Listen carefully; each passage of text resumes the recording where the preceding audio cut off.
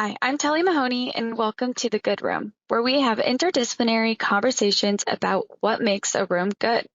Today we're talking about child life playrooms, and I'm excited to welcome Kimberly Stanley, the Children's Health Director at Page, and Luisina Basilico, who has extensive experience designing child development centers for Fortune 500 companies.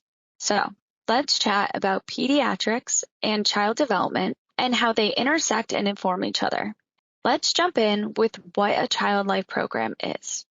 Certainly, there are child life specialists who are actually certified in this area. They either have a bachelor or master's degree in psychology or early childhood development or something like that. And there's an internship involved and typically an exam. So these are pretty experienced people working in children's hospitals to reduce stress and anxiety for kids. And it's kids, from infancy to maybe 18 years old. So it's a wide range of young people. I'm really passionate about it because it's traumatic for children to be in a hospital in the first place. Oftentimes, traditional medical staff aren't really trained to reduce the stress of the child or family. They're trained in medicine and to help fix things. What the child life staff does and the rooms that we design help do is to get some normalcy back for the child and de-stress the situation through sometimes therapeutic play and sometimes age-appropriate education. Sometimes it's through music and sometimes it's through art. So I always think of architecture as both a science and an art. It's the art of architecture that I'm in love with. And child life rooms, either playrooms for young kids or teen rooms for older population, are all designed around helping children through what can be a traumatic journey. And it must be such rewarding work when you see it finished and how much it impacts the children. And Luisina, you touched so many different sectors, but I've seen that you've done some childcare work as well, and then in the academic environments is really where your passion lies. Yeah, it definitely does. I think for me, I gravitated toward the academic environments. In a lot of my projects, I was working in higher education, but then when I got the opportunity to work in early childhood education, it also coincided with the time that I was having kids, and I was having sort of an experience of seeing children in childcare facilities and in those early learning environments and the impact that it could have on the child. And it's just as Kimberly was saying that it takes a special kind of person to be a pediatric health provider. I feel the same about those that teach children. You have to have a certain kind of patience and a certain kind of passion and caring. And so I wanted to be part of creating that environment that really made it an ideal setting for that learning to take place, and almost like you're calming the mind, calming the individual so that they can be their best self, so that they can relate to a child and get them to develop and grow in the classroom space, starting from the littlest ones, even in the infant rooms of a child care center. So it's exciting to be part of that design process and understand what the child care provider needs, what a parent needs when they go into these spaces, and what is best for a child to get them to feel safe and calm and taken care of, so that once all of that is taken care of, it's easier to learn, it's easier to develop, you get better results all around. And so it's fantastic being part of that process and making that happen for the people that use the spaces every day. What considerations make a room more calming, more inviting to help the healing process or the learning process? It helps to always have natural light. I think that's critical, and the right kind of natural light, where much as possible to try to get northern light so that you have an equal glow throughout the day, but then have differing bases, different qualities of light and color and texture within the space. I think it's very important to not have a space that's overstimulating and that has flexibility, so that you have opportunities to tailor the teaching, the learning for the group or the child that's in the space. I think whenever you can make the teaching process flexible and easier for the teacher to do what they need to do with all of the sort of techniques that they have at hand. It makes it easier for everybody. I think a lot about the activities themselves that the child life therapists do with children, the intent of which is to support their emotional needs and reduce anxiety about what to expect in the hospital in what is clearly a safe place. I think the way the design supports that kind of thing is making sure all the tools are there in a safe environment to enable the child life specialists to interact with children and sometimes siblings and sometimes other family members appropriately to help children. Sometimes we'll design into a space at the client's request features that I'll say help demystify the medical procedures that a child might face before they face them. For example, we have designed kind of a miniature CT simulator. It really won't look like a piece of equipment to most people, but it's sort of donut shaped, and either CTs or MRs, they make a little humming noise when you're in them. So we designed this to have light and also a humming noise. And as far as the child is concerned, it's sort of a plaything, but the child life specialists use it as a toy or as a place of engagement with the child prior to their getting that procedure. So when they actually get the real one, it has lighting, it has a humming noise, it might have a knocking noise.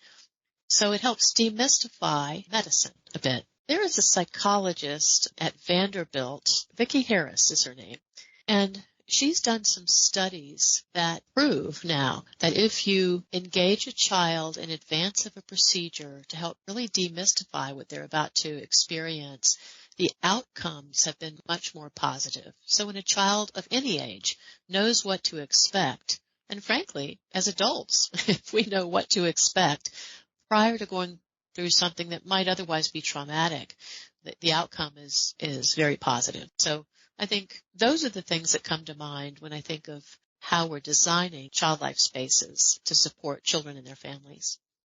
That's so fascinating. And I imagine incredibly powerful for the child to understand what they're actually going through. And it makes me think of controlling the environment, but it makes it seem when you can't control the environment, you can understand the process and how important that is just for decreasing fear. The child being able to control their environment to a certain extent is a real positive thing. At the Nemours Children's Hospital in Orlando, Florida, each of the patient rooms for kids has a feature that the child can control themselves, and the child can select what accent light they would like over their bed. So, and you can see this from the outside of the building. So on any given day, as you drive by the Children's Hospital in the evening, you'll see a variety of accent colors just achieved through lighting. And I agree, giving a child the ability to control their environment is so impactful, more than you would realize. And it's not common, but when you're able to do it and you see the reaction and the impact it has on the child, it's really eye-opening. And it can be a minimal thing, like, yes, you can adjust the light temperature or the amount of light, or even close the shades. Suddenly giving that feeling of control to the child, it makes quite the difference in their experience. I know you've done a lot of child development centers for Fortune 500 companies, and I imagine that there's a lot of kids in that room and at the same time. So is there a way that you can allow children to control their own environment when there's going to be a lot of children in that space at once? That's a good question. I think it can happen a lot with the furnishings. The furnishings are all child size, and so that they can be moved, they can be rearranged, the rugs can be moved, and you can create a zone. And so everything is small enough and movable enough where a child can rearrange the furniture themselves to create a space that is more suitable for them. And then we also create zones or little nooks that a child can create a cozy space within those nooks. Sometimes we create little windows or peepholes between the classrooms, and the windows are placed at a child's eye level. So it gives a different perspective that a parent can't have, or a teacher can't have, because they would have to, get down on their knees to look through the spaces that the children are looking through. So sometimes we create zones that may seem odd, from a design perspective, but because they are at a child's height and size, a child knows immediately what to do in that kind of a space and how to outfit it so that they can make it their own and either make it a play space, a hideaway space, a napping space. So really just a variation of features at different sizes and heights that a child can make their own. It's sort of a theme of exploration and discovery, which if you think about it is a child's life, exploring and discovering things. And I was also thinking, since we're looking at the intersection between academic environments and the playroom, I was thinking about how when children are in these health settings, that their traditional learning is kind of on a pause and it has to be maybe built into the environment while they're there. I think it's important to say that the whole Child Life program tries to ensure that the educational development is not on pause. It continues. So, for example, let's think of kids at St. Jude Children's Hospital or any children's hospital, really. Some of those children may be in the hospital for quite a long time. So Child Life has as part of its goal to continue to keep on track the developmental aspects of kids' education. Oftentimes there's a schoolroom. Oftentimes the kids actually will link into their school outside of the hospital from their patient room. So I think you bring up a very important point because kids can miss a lot of learning while they're in the hospital. And that's why the Child Life team tries to make sure that that continues. They're in coordination with the child's teacher outside of the hospital. So all of that ideally just continues while the child is hospitalized, unless it's quite a short stay. How might the design support the staff in continuing their education? A lot of different ways. So some of the ongoing learning may happen in the patient room itself, depending on the age of the child.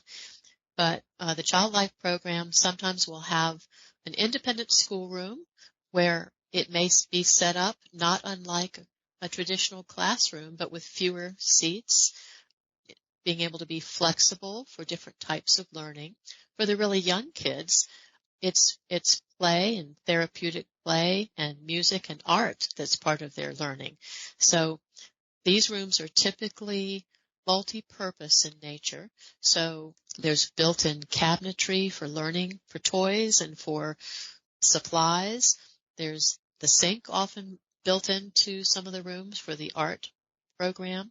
There's typically storage for musical instruments, depending on how large the Child Life program is. So I think multi-purpose is a really important word for a lot of these spaces. Multi-purpose and flexible, I think too. The children are in a different setting, and the diversity of supplies and materials and furniture gives the caretaker, the healthcare provider, the teacher different ways to teach. It's not in the traditional classroom setting. And so by giving a variety of tools for that learning to happen, it really makes it easier for the teacher, the caretaker, to tailor the lesson, if you will, for what's going on with the child and where the child is at that particular moment. And so I think also the furnishings in the space are a little bit different than what you would have in a traditional classroom. And as we talked about earlier, really lets the child and the teacher, the caretaker, get it in a right space for the learning to happen.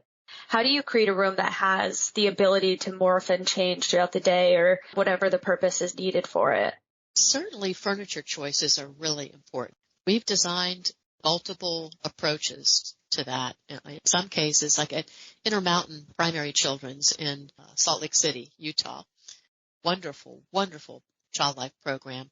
They actually have the luxury of multiple rooms. So they have a separate playroom, teen room, music room, art room that they've consolidated as a part of the design. We consolidated all of that in one area, and it becomes really, I think, an alternative to a conventional school day for a child. So it's all hosted, of course, staffed by Child Life specialists.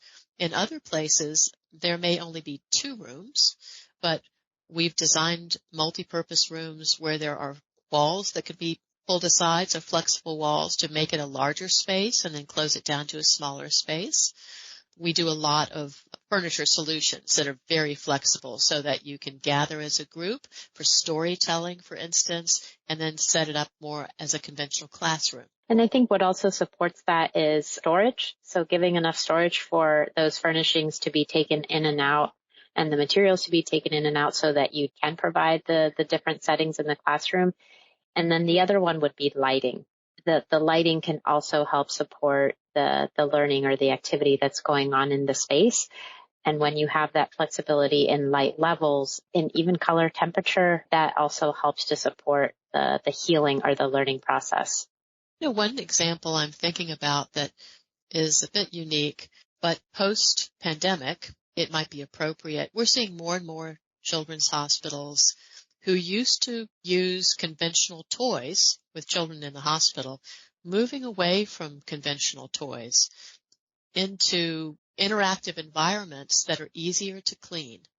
For example, some years ago, prior to COVID, all the toys that were used in the hospital with children were cleaned in dishwashers. So we would incorporate dishwashers in all the playrooms because, of course, cleanability is really important. More and more we're designing into the room itself interactive play surfaces or interactive features that can then be wiped down with, the appropriate cleaning solution. At University of Virginia, for instance, we integrated into the wall an interactive play feature that's really about storytelling and language. And so children together can explore different languages and cultures and stories, but then that feature can be easily wiped down and cleaned. Both with Luisina's point about lighting and what you said, Kimberly, about interactive elements in the design, it made me think a little bit about that light design at Nemours, that when the children step on it, it changes colors. Am I correct about that? Yes, that's right. And it's really exciting to explore some of those things. We like to collaborate a lot with the client, though, because you want to make sure it works into their programming and what they really hope to achieve, because ideally you want to match the programming expectations of the client with the special feature. So the special feature doesn't just stand alone. It's really part of their program during the day.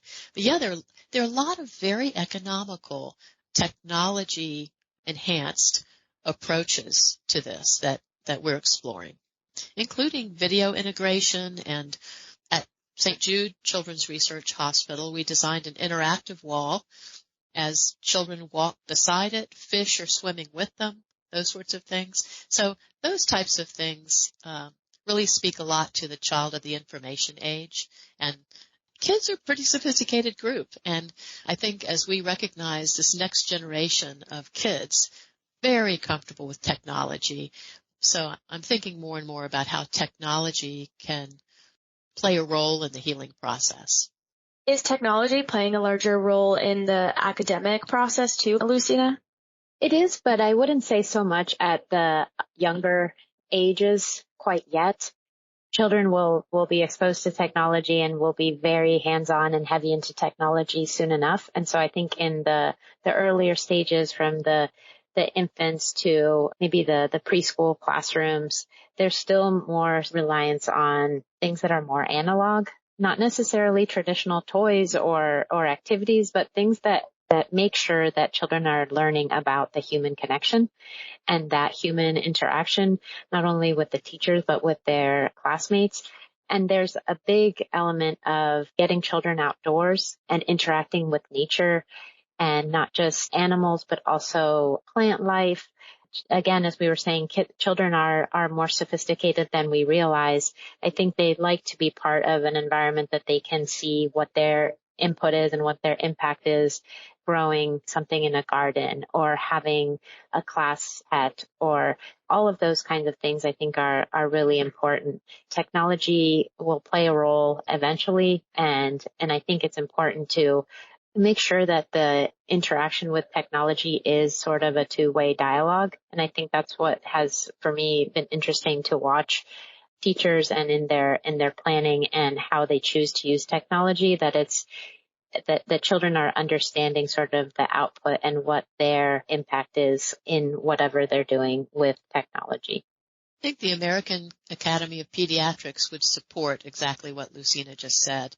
There's a lot more research being done right now on technology and really young children and the value of hands-on, low-tech or no-tech for the really young children, just for the developing brain. Do you find when you're designing these environments that you're balancing the evolution of technology with keeping, like Luisina said, how important the natural environment is, daylighting? Do you feel like you're trying to balance that line? Oh, that's a really good question. In an ideal world, we would be able to determine where some of these spaces are located in the hospital. And that's not always the case.